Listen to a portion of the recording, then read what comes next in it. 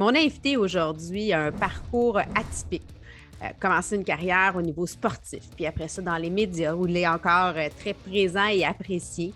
Aujourd'hui, il y a même, on pourrait dire, une personnalité des affaires. Ici Isabelle Etier, et je vous invite aujourd'hui dans l'univers hockey de l'ancien numéro 22 des Alouettes de Montréal, Étienne Boulay.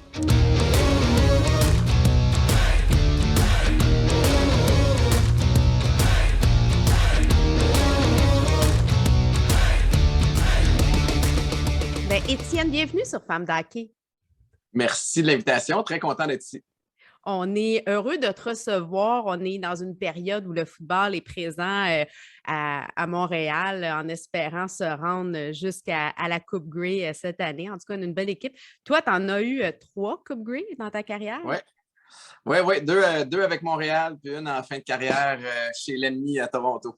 Oui, ben à ce moment-là, ce n'était pas l'ennemi, c'est quand même une autre Coupe Grey, mais bon, ça fait partie. Effectivement. On va parler un peu de ton parcours rapidement. Bon, footballeur professionnel. Tu as même eu un contrat avec les Jets dans la NFL qui n'a pas duré longtemps, mais quand même, je pense que ça se dit. Il n'y en a pas eu beaucoup de Québécois qui sont allés de l'autre côté de la frontière, là. Mais pas à ce moment-là. Il y en a de plus en plus, puis heureusement, parce que ça vient prouver à quel point on a du bon talent au football au Québec. Mais oui, c'était en 2008. Après 2 saisons aux Alouettes, moi, j'avais les yeux du côté de la NFL. Je savais qu'il y avait des équipes qui me regardaient jouer, puis j'ai eu l'opportunité d'avoir un essai d'abord avec les Bills de Buffalo. Puis dans la même semaine, les Jets m'ont offert un essai puis m'ont offert un contrat sur le spot. Fait que la semaine suivante, je déménageais à New York. Ça a duré 9 mois. Alors, principalement pendant la saison morte puis les camps d'entraînement.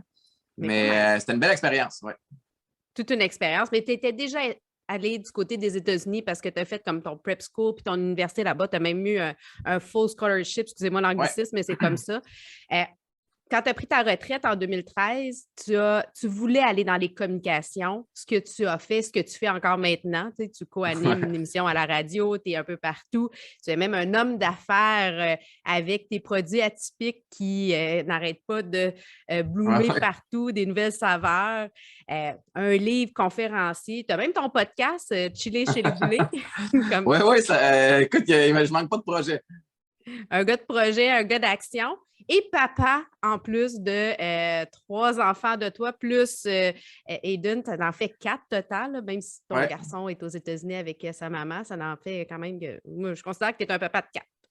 Oui, écoute, c'est du sport. C'est ce que je dis souvent à la blague, que je suis aussi fatigué que quand je joue au foot, je suis juste un petit peu moins raqué. On va tout de suite rentrer dans On parle hockey. J'ai envie de connaître, toi, quelle place a pris le hockey dans ta vie, dans ta jeunesse? As-tu joué au hockey?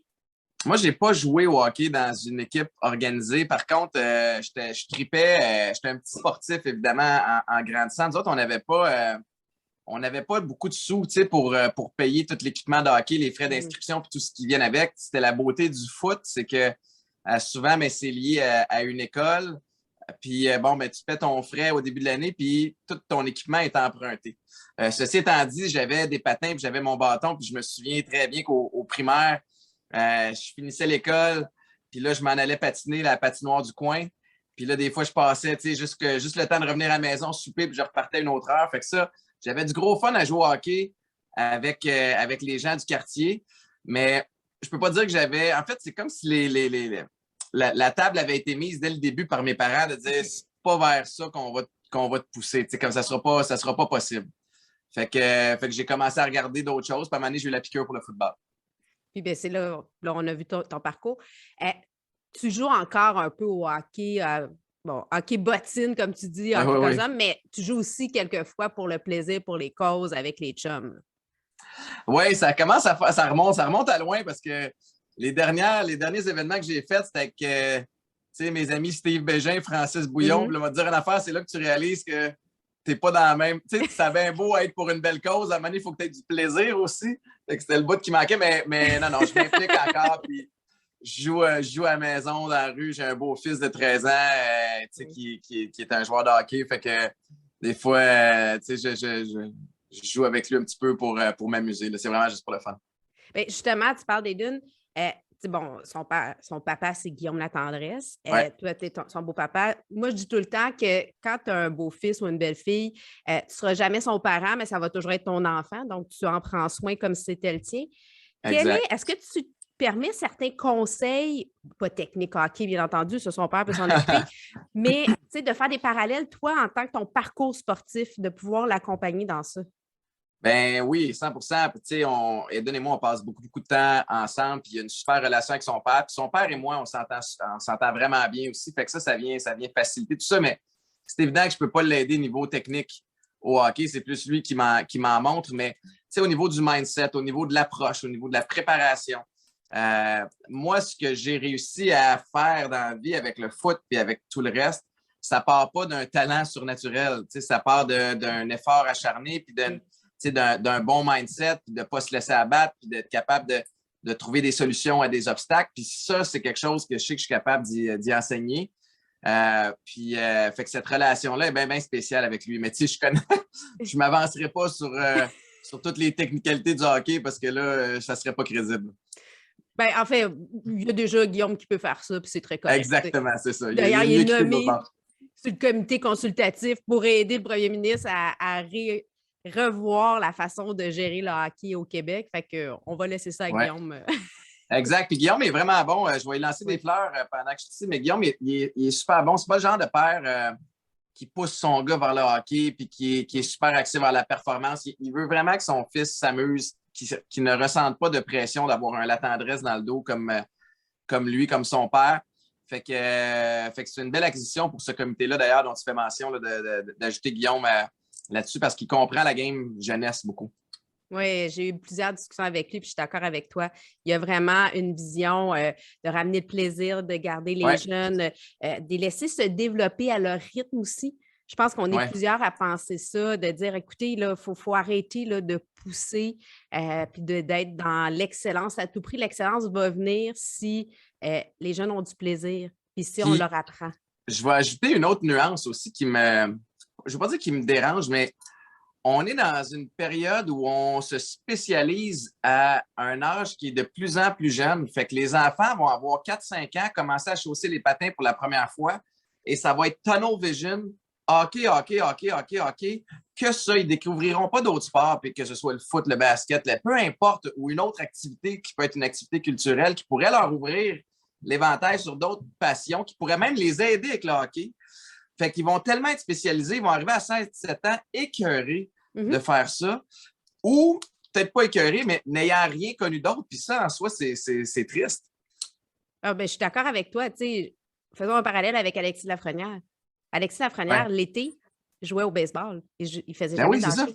Puis, tu sais, là, on parle de hockey, mais c'est la même chose aux États-Unis avec le Ouais. football. Puis, tu sais, un fait intéressant, je me souviens plus c'était quel repêchage de la NFL, mais je pense que 25 des 32 premiers choix de repêchage une année, c'était des athlètes multisports. Fait que ça vient prouver que de toucher à d'autres choses va pouvoir t'aider avec ton sport en particulier. Puis tu le dis, il y en a plein des late boomers. Tu sais, puis je pense entre autres à un coéquipier que j'ai eu aux Alouettes, Mathieu Proulx.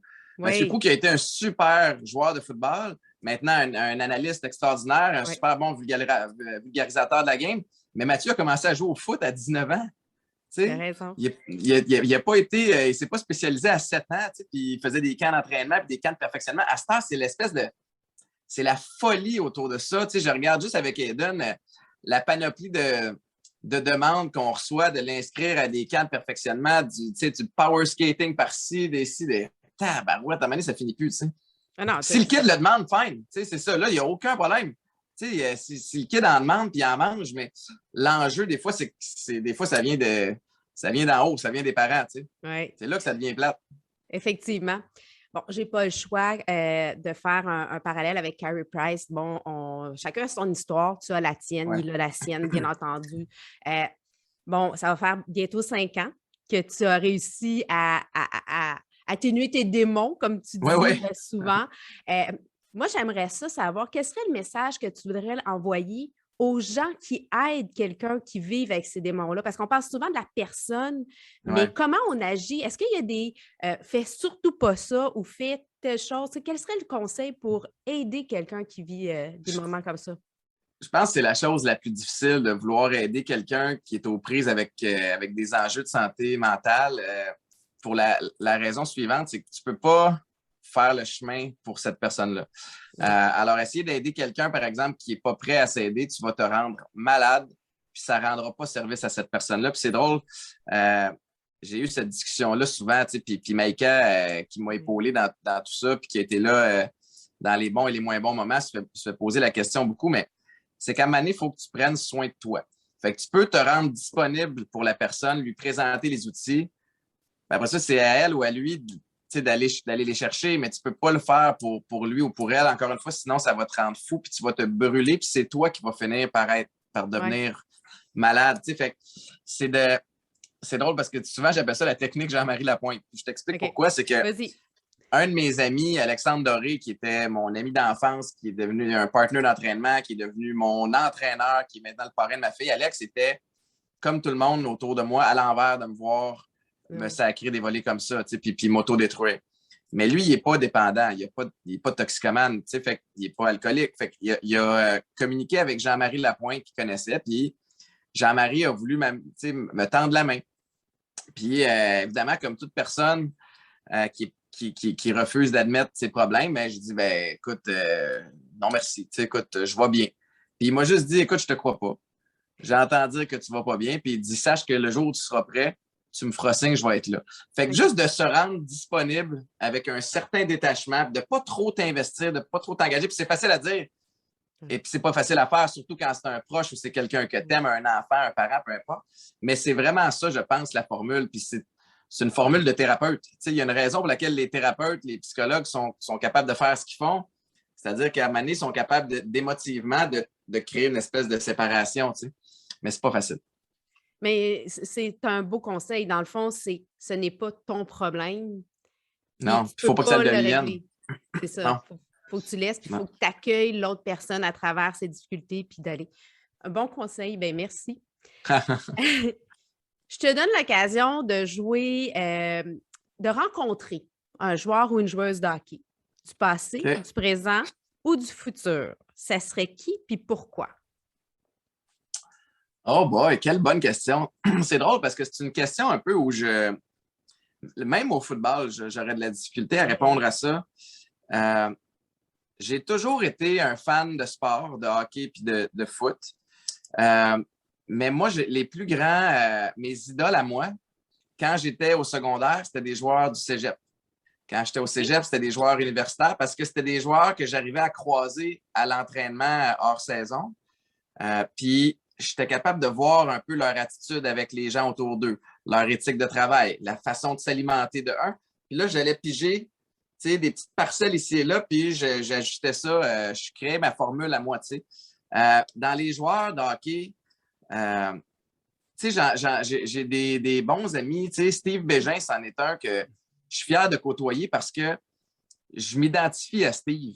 Dans le sens où je ne suis pas né avec un talent surnaturel puis une shape de. Je ne fais pas 6 pieds 3, 225 livres. Mais Steve non plus, là. Ben, c'est ça, exactement. Puis Steve, il y a du chien, il jouait avec une fougue. Puis dans tous ses projets, il est encore comme ça. Puis c'est une Christie de bonne personne. Fait que tu me donnes la chance de rencontrer une légende. C'est sûr que un gars comme Maurice Richard, qui est plus des nôtres, ça n'arrivera jamais, mais c'est quelqu'un que j'admire parce qu'aussi, c'était à une époque où il y avait une espèce de proximité avec le public qui est une valeur à laquelle je tiens beaucoup aujourd'hui. Puis la plupart de mes projets, puis qui je suis en général, prennent ça en considération. Il faut rester proche du monde. C'est super important. J'aime les gens. Authentique, accessible. Ouais. Exact. L'espèce de... N'importe quel athlète que what you see is what you get, là, ce genre de personnalité-là, c'est ça qui me parle. N'importe qui à qui tu peux vraiment poser des questions, puis tu peux voir en dehors de la glace aussi. C'est là que c'est important. Comment il se comporte en dehors de la glace? Moi, j'aime ça aussi. Hein? Oui, le comportement, parce que ce qui se passe sur la glace versus à l'extérieur, puis quel être humain tu es. Oui. Quelle qualité humaine. Segment de tir de barrage, des ceci ou cela. Super pouvoir, voler ou être invisible? Oh! Être invisible, c'est cool. Être invisible, c'est cool parce que là, tu peux. Tu peux faire des mauvais coups? Cool. Oui, voler, tu peux te déplacer rapidement. Puis là, il y a beaucoup de trafic ces temps-ci depuis le déconfinement. Mais ouais, être invisible, tu peux faire des mauvais coups en tabarouette puis tu savoir ce que les gens aussi disent quand tu n'es pas là. Endurance ou puissance? J'ai pas le choix d'y aller avec puissance. Ça, c'est pas mal. Ça aurait pu changer, tu sais, avec le temps, ça aurait pu. Ouais, non, je demeure un excessif intense. Puis la raison pour laquelle j'ai réussi à percer dans le foot, c'était à cause de la puissance. C'était certainement pas à cause de l'endurance. Je suis pas un gars de cardio. J'étais un gars vraiment de. Tu sais, le foot, c'est anaérobique. Ouais. Hein, c'est un effort à 100%, effort arrêté. Fait que puissance. Stop and go. Ouais. Es-tu plus laveur de vaisselle ou essuyeur de vaisselle? J'aime laver la vaisselle. OK. Ouais, j'aime ça. J'aime pas tant l'essuyer pour être honnête, mais laver la vaisselle, j'aime ça. Puis c'est quoi, on dirait que ça met mon cerveau à off, puis je peux pas dire que je vais. Là, si Maïka écoute ça, elle va rire parce que c'est pas comme si je le fais souvent, là. Mais pour de vrai, c'est une espèce de moment pour moi où c'est comme le cerveau est à off, puis je fais de quoi, puis c'est comme thérapeutique. Maïka, ça me fait plaisir. Comme ça, tu peux l'envoyer faire la vaisselle quand tu veux. Ça l'aide. Oui, c'est ça, c'est bon pour moi. Yoga ou Pilates? Ah, j'ai fait les deux. OK. Tabarouette. Yoga. Mais j'ai fait du yoga chaud pendant plusieurs années dans le but d'améliorer ma flexibilité. OK. Radio ou télé, tu sais, t'es aux deux. Fait que... Ouais. Sans aucun doute, radio. Ah ouais, hein? Ça faisait quelques années que j'avais mes yeux sur la radio. Encore une fois, tu sais, je veux pas être la cassette qui se répète, mais il y a un volet proximité avec les gens à la radio. Tu es en direct. C'est sans filet. Fait que tu peux te planter à tout moment. Tu as juste ta voix. Puis je t'avoue aussi que depuis que j'anime à Week-end 99.5 le matin, je suis passé maître dans porter des cotons ouatés puis des jogging. Puis j'haïs pas ça. Ben écoute, je vais t'envoyer le kit femme de hockey. Tu vas être beau, agréable. Anytime. OK.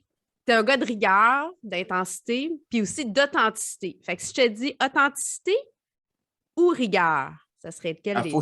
Ça peut pas être les deux. Non, il faut que tu choisisses.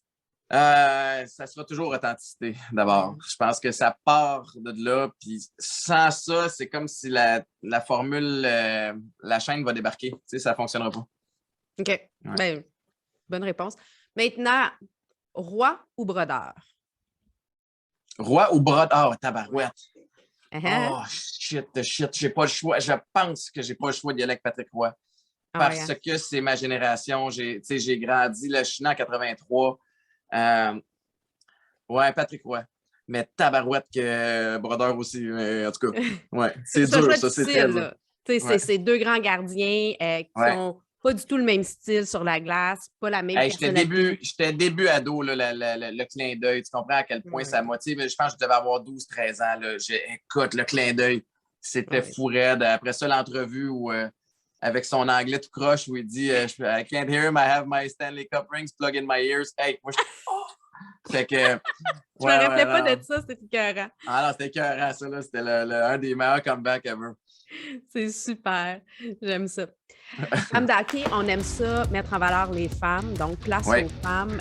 Quelle serait une femme d'hockey, toi, qui t'inspire? Ça peut être une joueuse, ça peut être quelqu'un dans l'ombre, ça peut être.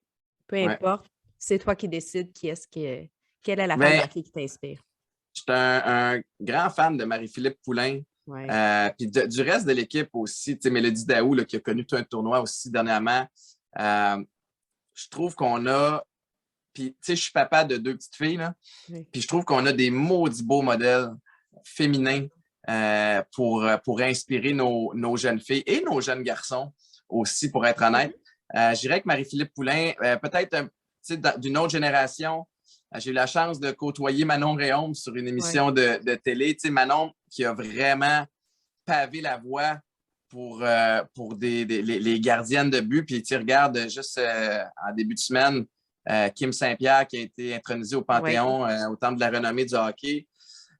Puis Manon qui a gaulé une game avec le Lightning. Fait qu'au niveau femme de hockey, je pense qu'on est choyé. Moi, j'ai eu la chance de côtoyer Annie Larouche aussi. Annie qui avait un gros poste aux Alouettes, puis là, qui est rendue du côté de la Ligue de basket. Au hockey, On dirait que spontanément, je pense surtout à France Margaret qui est plus du côté business, Oui. évidemment, du Canadien. Je trouve ça extraordinaire. Puis, il est temps, tabarouette. Il était temps que ça arrive. On a des. Y a-tu des arbitres femmes au hockey? Pas dans la Ligue nationale. Là, Bon, on vient d'avoir le. les premières au niveau de la Ligue américaine, dont Elisabeth OK, Manta, qui est la sœur d'Anthony c'est Manta. vrai.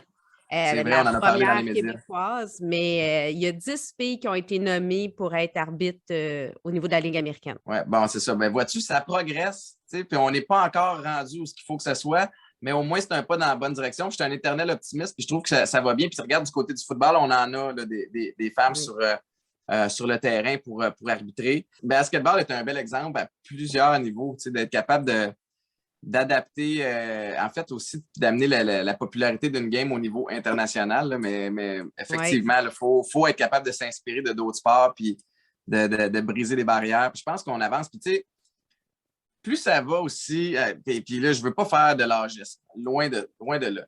Mais, veux pas, les vieilles mentalités finissent par être dépassées à un moment donné, puis il y a une belle jeunesse puis j'ai rien contre les gens qui ont de l'expérience, puis je veux pas mettre le pied dans la bouche en disant ça, mais je pense qu'on a, tu sais, puis on peut chialer sur la jeunesse tant qu'on veut, nos ados, nos jeunes adultes, mais tabarouette qui arrive avec un vent de fraîcheur, puis arrive avec une confiance qui parfois peut frôler l'arrogance, mais comme c'est pas parce que ça n'a jamais été fait que je le ferai pas, moi, tu sais, puis ça, Caroline, que j'aime ça. Puis si la meilleure personne pour le poste, c'est une femme, mais ça va être une femme, tabarouette, puis on se pose pas plus de questions que ça, tu sais, puis c'est parfait comme ça. Tu sais, je pense qu'il y a toutes sortes de facteurs aussi. Je pense qu'on est dans une période où on remet en question beaucoup des patterns qui étaient établis, puis on challenge le statu quo, ce qui est nécessaire à plein de niveaux. Tu sais, puis on se dit, ben pourquoi on fait ça de même? Pourquoi ça se peut pas? Puis dès que ça fait plus de sens, ben fuck off, on scratch puis on recommence. Moi, j'aime ça. D'accord. Mais en même temps, tu as fait ça dans ta carrière, tu le fais encore aujourd'hui. Oui, c'est ça, c'est vrai. Si je regarde, moi, de mon côté, je le fais. À 44 ans, j'ai décidé de me mettre à parler de hockey, des femmes dans le hockey, sans avoir un background de médias ou de sport. Je pense qu'il faut défoncer les barrières puis oser. Puis il faut oser. Bravo de faire ce que tu fais. Puis j'imagine que tu t'es peut-être remis en question, tu as peut-être douté, peut-être que tu le fais encore. Même moi, dans tout ce que je fais, des fois, je me remets en question puis je doute. Mais à un moment donné, il faut que tu essayes. Il faut que tu plonges, puis des fois, tu n'as pas besoin de comprendre exactement comment tout va s'articuler, mais tu te dis, je l'essaye, je vais découvrir le chemin en cours de route. Mais effectivement, il y a plein de gens qui peut-être te regardent présentement, Isabelle, puis ils auraient dit, Caroline, j'aurais aimé ça, mais j'ai pas eu le guts, tu sais. Ou je ne l'ai pas fait parce que je pensais que ça se pouvait pas. Ou, tu sais, fait que ça prend du monde qui ose. Puis après ça, ça ouvre le chemin à d'autres de se sentir plus à l'aise de l'essayer. Tu sais. Puis toi, tu oses aussi avec tes produits, tu sais. Tu as bâti une marque, tu t'investis, tu vas dedans. Tu as aussi les produits avec Bucati, édition 22, qui sont présents. Ça demande de l'audace. C'est facile à dire, là, les gens te voient puis les gens achètent, mais au début, tu ne sais pas si les gens vont répondre. Là. Non, mais effectivement, que ce soit du côté d'édition 22, les sacs ou atypiques, les breuvages sans alcool, mais dans les deux cas, j'ai des partenaires. C'est une association, c'est un partenariat avec des gens qui s'y connaissent. Alors, déjà, en soi, oui, on ose, mais il y a des risques qui sont plus calculés quand tu t'embarques avec quelqu'un qui connaît la patente. Parce que je ne ferai pas semblant que je suis un expert en agroalimentaire ni dans la mode. J'ai de l'intérêt. Écoute, c'est ça que je dis toujours à la blague, mais ma courbe d'apprentissage, elle va vite, puis je suis loin d'être rendu, mais je m'entoure bien, puis ça, c'est l'avantage. Un bon conseil, bien s'entourer, d'avoir les bonnes personnes autour de nous. Puis c'est quelque chose que tu as vraiment appris au football parce que tu te gagnes en équipe, puis tu as besoin que chacun fasse son rôle. Parce que si tu en as un qui n'a pas fait son rôle, oublie ça. Là. Exactement. Puis ça va en lien avec ce que je dis depuis le début, c'est que dans un cas comme le mien, je ne suis pas particulièrement bon dans grand-chose à la base. Puis c'est vrai, puis c'est pas de la fausse modestie, mais je travaille fort, j'essaie de mettre les efforts aux bonnes places, donc travailler intelligemment, ça ne requiert aucun talent. Et surtout, je m'entoure bien. Que ce soit dans ma vie professionnelle ou dans ma vie personnelle, voyons, le La cheat clé. code, il est là. Tu sais, la clé est là. Si tu es bien entouré, tu vas être entouré de gens qui sont intelligents, qui sont motivés, qui sont nourrissants, ben, tu vas être la même chose. Ça va déteindre sur toi, alors que si tu es entouré d'imbéciles, mais il y a des bonnes chances que tu en deviennes un aussi. Fait qu'on est, on est très, très réceptif à notre entourage, à notre environnement, mais c'est à toi de déterminer à quoi il va ressembler.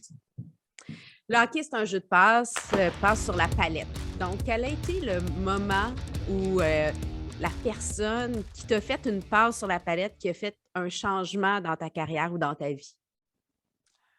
Oh, il y en a eu beaucoup. Je vais lancer des fleurs à ma blonde, là, à Maïka, là, qui elle a vécu des vertes et des pas mûres avec moi. Là, puis elle aurait eu mille et une raisons de quitter puis de me laisser me débrouiller avec mes troubles, puis elle ne l'a pas fait. Fait que c'est une solide passe à la palette. Il n'y avait pas de garantie que j'allais réussir à revenir à devenir ça. Il n'y avait pas de garantie que j'allais pas devenir ça puis quitter à mon tour. Mais elle l'a fait pour les bonnes raisons. Puis c'est en grande partie en raison pour laquelle je vais bien aujourd'hui. Fait que ma famille, mon entourage et des amis, je me considère chanceux parce que je pourrais remonter puis je pourrais t'en parler pendant 45 minutes. Mais ça remonte à loin. Moi, quand j'ai commencé à jouer au foot, je suis tombé sur des coachs qui étaient des pédagogues, qui étaient passionnés. C'était pas les gars qui connaissaient la game le plus, mais tabarouettes qui étaient investis. Puis ça m'a fait aimer le foot. Alors que, des fois, on entend des histoires d'horreur de jeunes garçons, jeunes filles qui se lancent dans le sport puis ils n'ont pas une belle expérience. Puis là, oups, ça vient un peu, si on veut, teinter leur vision des choses. Puis peut-être des opportunités ratées de ce côté-là. Fait que moi, je me considère chanceux. J'ai eu du bon monde sur ma route. Puis j'ai encore du bon monde sur ma route. Ah, puis ce que j'aime, c'est que tu ramènes ça aussi toujours proche de toi. Tu dis, regarde, on peut parler des gens bien loin, mais ramenons ça, tu sais. Puis là, la personne proche de toi, qui était là, qui est encore là, puis qui va être encore là, bien, c'est Maïka. C'est une belle passe à palette. Ah, merci. Je te donne l'occasion de faire une passe à palette maintenant à un organisme ou à une personne. OK. Ce serait à qui? Ben, sans aucun doute, je vais en prendre deux, si tu veux, mais c'est dans la même catégorie, OK? On est généreux. Dans la région de Montréal, ça va être la Maison Jean-Lapointe. Oui. Puis ce que j'appelle son équivalent dans le coin de Québec, c'est la Villa Ignacia. C'est deux endroits par où je suis passé qui m'ont beaucoup aidé justement à me retrouver puis surtout à arrêter de consommer.